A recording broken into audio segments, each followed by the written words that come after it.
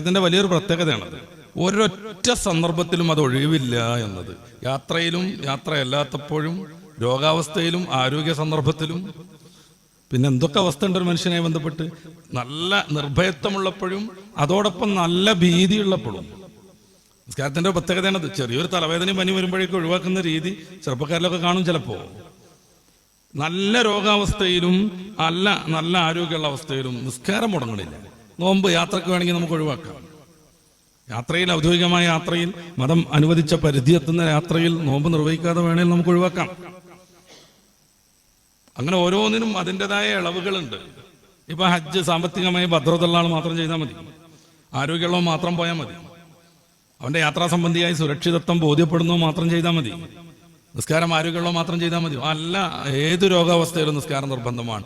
മനുഷ്യന്റെ ഓർമ്മ എന്ന് നിലയ്ക്കുന്നോ അതുവരെയും നിസ്കാരം നിർബന്ധമാണ്.